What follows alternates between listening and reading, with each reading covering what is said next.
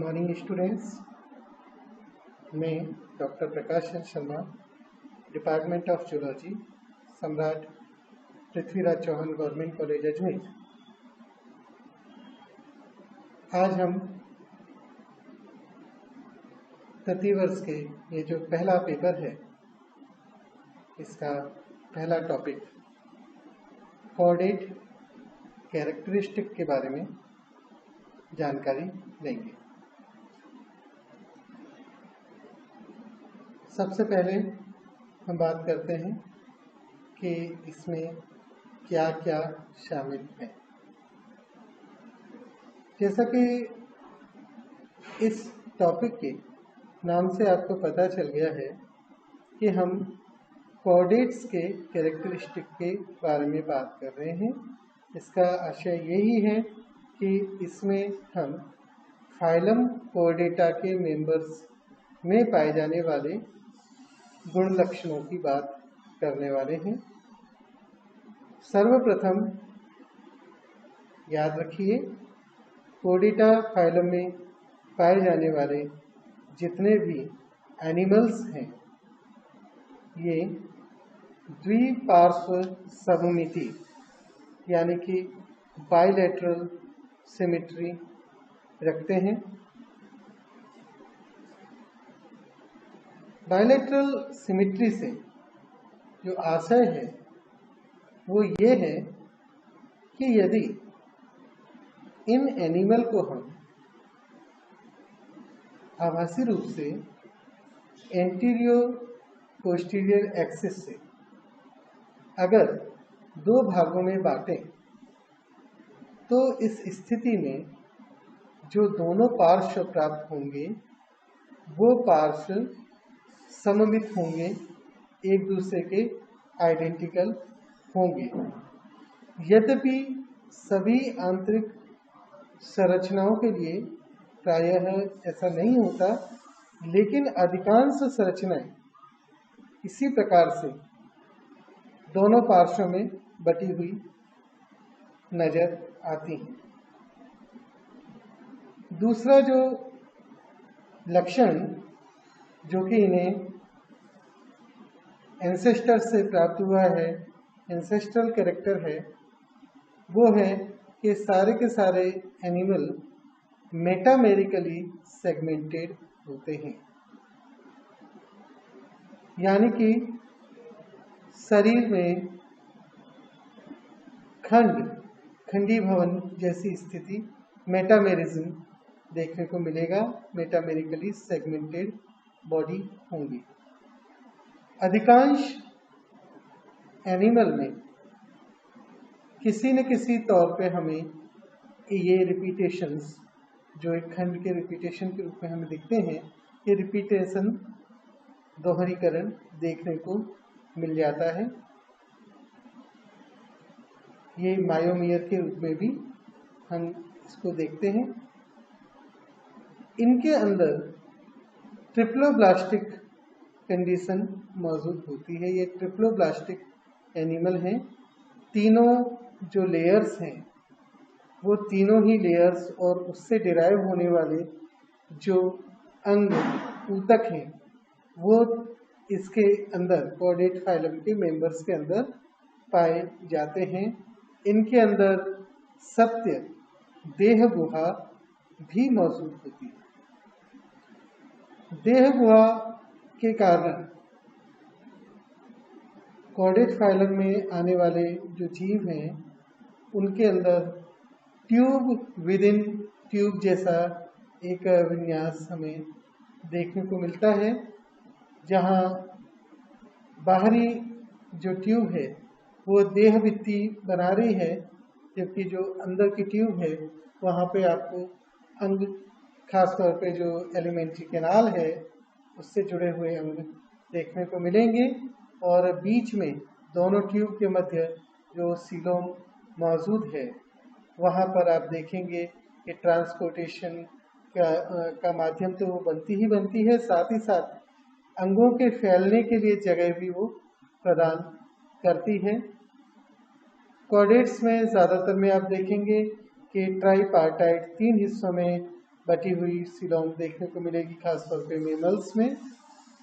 इसी के अलावा कॉर्डेट फाइलम में जितने भी मेंबर्स आप देखेंगे वो सभी ड्यूटेरोस्टोमेट होते हैं। यहाँ ड्यूटेरोस्टोमेट का मतलब है कि जब गैस्ट्रुलेशन की प्रोसेस होती है तो जो ओपनिंग है वहाँ से माउथ नहीं बनता है, वो ओपनिंग जो प्राथमिक ओपनिंग है वो क्लोज होती है, उसके अपोजिट एंड की तरफ नई ओपनिंग बनती है जहाँ से माउथ का ओरिजिन होता है, और जो प्राथमिक ओपनिंग है उसके पास में एनस का निर्माण होता है।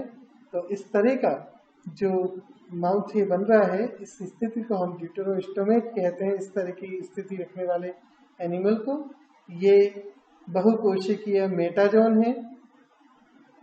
इनके अंदर सबसे बड़ी खास बात कोडेट, ये जो कंडीशन जितनी भी हमने बात की, ये कोडेट के अलावा, कोडेटा फाइलम के मेंबर्स के अलावा भी कई के अंदर मौजूद होती हैं। तो अब हम उनकी बात करेंगे, उन कैरेक्टर की बात करेंगे जो केवल कोडेटा फाइलम के सदस्यों में पाए जाते हैं, जो कोडेटा फाइलम के सदस्यों के लिए हम ये कह सकते हैं कि विशेष हैं, यूनिक हैं, और कोडेटा फाइलम के सदस्यों के जीवन के किसी न किसी अवस्था में एक या एक से अधिक ये जो प्राथमिक कोडेट कैरेक्टर हैं वो मौजूद हो सकते हैं।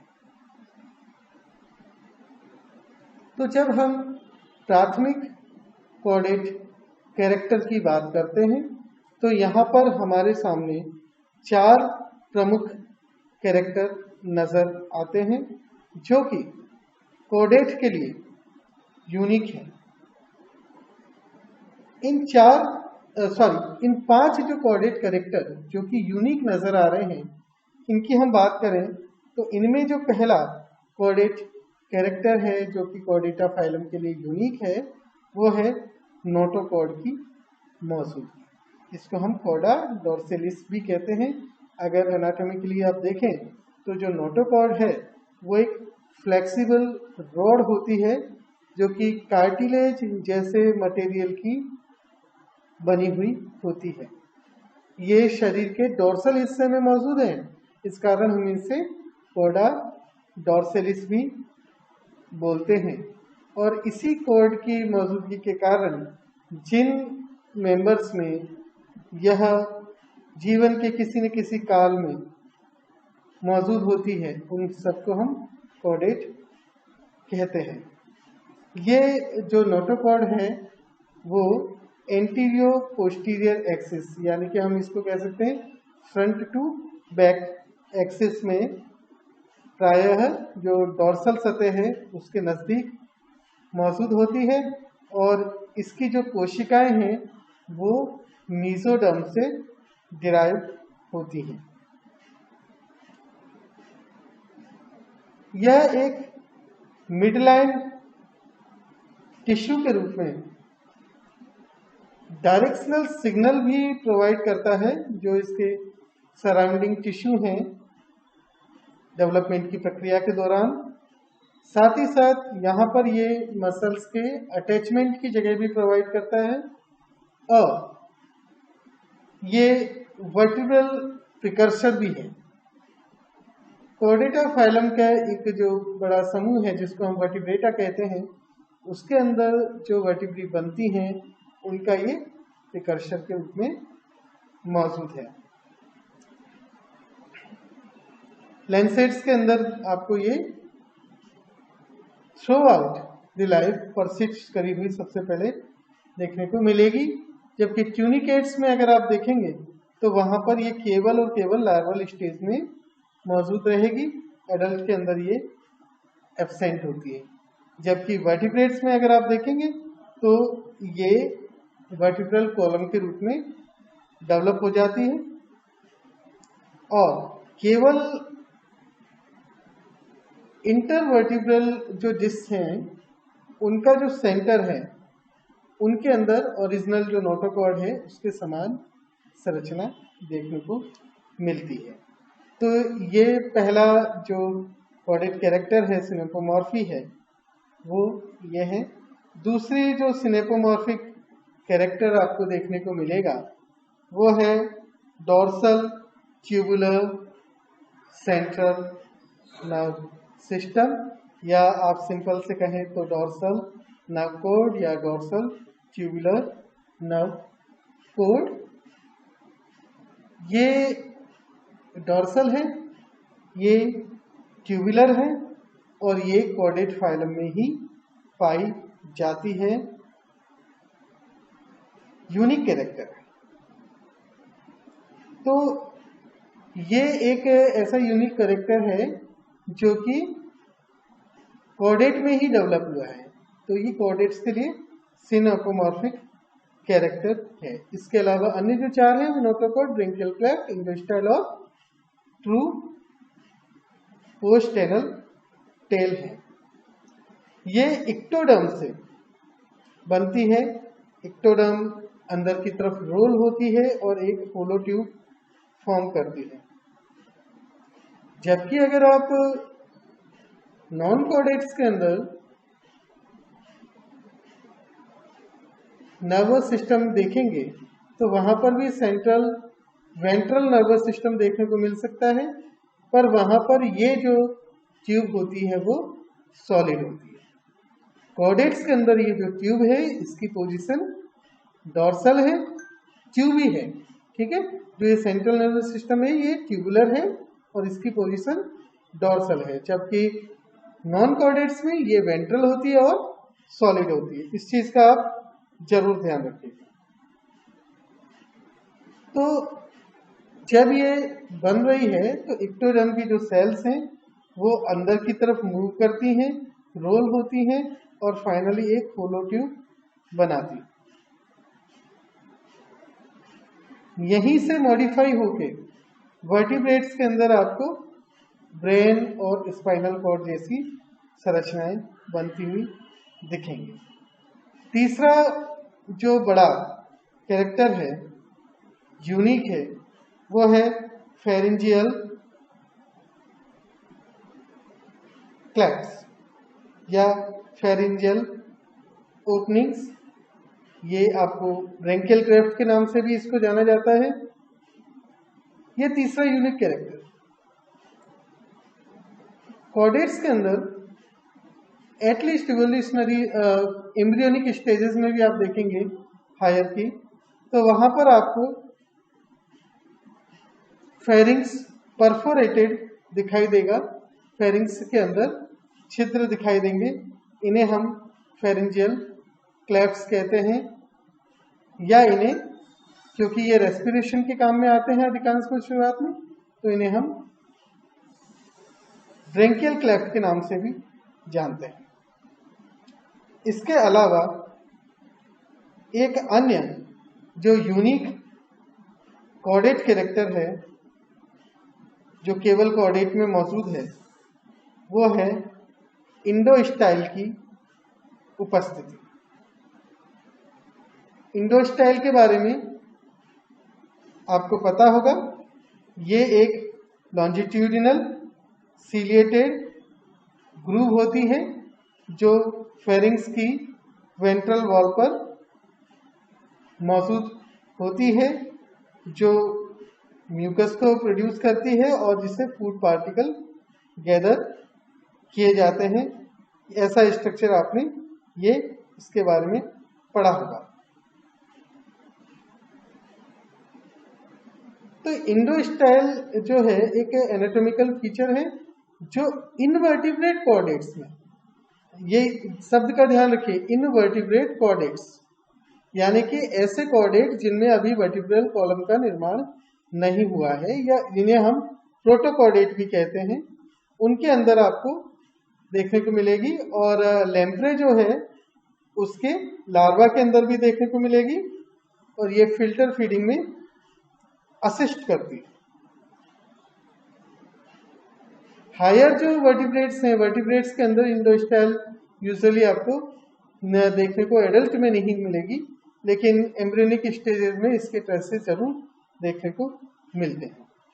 इसके अलावा एक और यूनिक जो कैरेक्टर है जो कि केवल कॉर्डेट में मौजूद होता है वो है presence of true post anal tell. Anus के पीछे टेल की मौजूद। देखिए टेल आपको नॉन कॉर्डेट में भी देखने को मिल सकती है, लेकिन उसके अंदर आपको सिलोमिक एक्सटेंशन देखने को मिल जाएगा, तो उसे हम ट्रू टेल नहीं कहते। ट्रू टेल वो है जो एनस से पीछे हो, जिसके अंदर सिलोमिक एक्सटेंशन नहीं हो। तो ये जो ट्रू पोस्ट एनल टेल है ये केवल आपको कॉर्डेट में देखने को मिलेगी। नेक्स्ट आगे हम बढ़ते हैं। इसके अलावा आपको और भी कई डिफरेंसेस कॉर्डेट और नॉन कॉर्डेट में दिखने को मिलेंगे, जैसे कि लिविंग इंडोस्टिकलेटन की मौजूदगी। इंडोस्टिकलेटन जो जैसे बॉन्स के बीच में जो बॉन मेरो है वो लिविंग है।